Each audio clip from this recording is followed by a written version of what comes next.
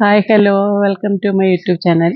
ഇന്ന് നമ്മൾ ശംഖുപുഷ്പം കൊണ്ടൊരു കൊഴുക്കട്ട ഉണ്ടാക്കാൻ പോവാം. അത് എന്താണെന്ന് എങ്ങനെയാണെന്ന് കാണിക്കാമേ. ഞങ്ങളുടെ വീട്ടിൽ ശംഖുപുഷ്പം തന്നെയാണ്, വീട്ടിൽ കുറേ ശംഖുപുഷ്പം ഉണ്ട്. ഇത് ഞാൻ കുറച്ചൊക്കെ ഉണക്കിയും വെച്ചിട്ടുണ്ട്. ഇപ്പോൾ ഫ്രഷ് ആയിട്ട് തന്നെ ഉണ്ടാക്കാം. ഇത്രയുണ്ട്. ഇത് നമ്മൾ ഇനി തിളപ്പിച്ച് ഇതിൻ്റെ വെള്ളം എടുക്കണം. അപ്പോൾ ഒരു നീല കളർ അന്നേരം കിട്ടുന്നത്. ഇനി അത് കാണിച്ചു തരാമേ. ശംഖുപുഷ്പം നമുക്ക് വെള്ളം തിളപ്പിച്ച് നന്നായിട്ട് അപ്പം നീല കളർ കിട്ടും. ഇത് തിളപ്പിച്ച് വേണം എടുക്കാൻ. കൊഴുക്കട്ടയ്ക്കുള്ള ശർക്കര നമുക്കത് ഉരുക്കിയെടുക്കാം. ഇനി അത് ആവശ്യത്തിനുള്ള വെള്ളവും കൂടെ ചേർത്ത്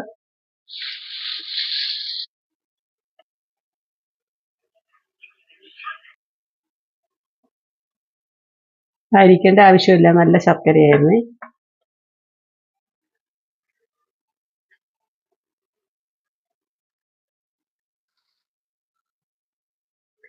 ഏലക്കാപ്പൊടി,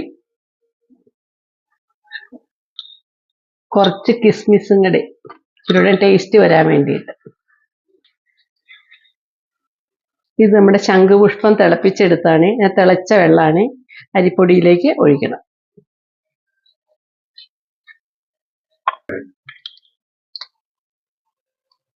കുറച്ച് ഉപ്പും. ശംഖുപുഷ്പം ഇതിൻ്റെ കൂടെ കുറച്ച് നെയ്യും കൂടെ ഒഴിക്കുമ്പോൾ കുറച്ച് സോഫ്റ്റ് ആവും, കുറച്ചുകൂടി ടേസ്റ്റും കിട്ടും. നന്നായിട്ട് കുഴച്ച് ഇതുപോലെയാക്കി നല്ല ബ്ലൂ കളർ ആക്കണ മാതിരിയേ ഉള്ളൂ. ഇങ്ങനെ നന്നായിട്ട് കനം കുറച്ചുണ്ടാക്കി കഴിഞ്ഞാൽ കുറച്ചുകൂടി ടേസ്റ്റ് ആവും. ഇതുപോലെ ഫില്ല് ചെയ്യണം.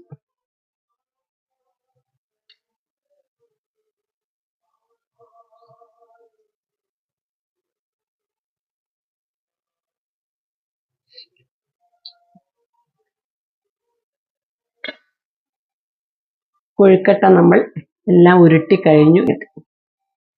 10 കൊഴുക്കട്ട കിട്ടി, അത്രയും മാവ് കൊണ്ട്. ഇത് ആവിയിൽ വേവിച്ച് നമുക്ക് എടുക്കാം.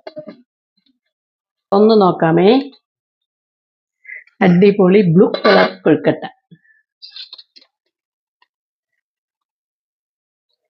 കട്ട് ചെയ്യാമേ.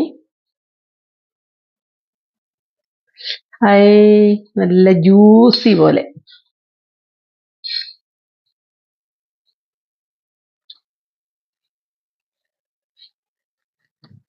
എല്ലാം വെന്തു. നമുക്കിത് പറക്കിയിടാം.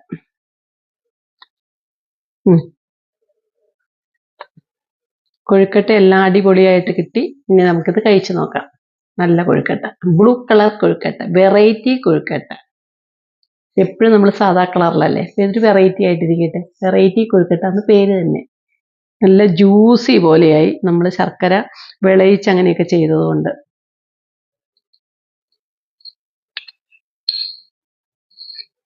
ഒന്ന് കഴിച്ചു നോക്കാം.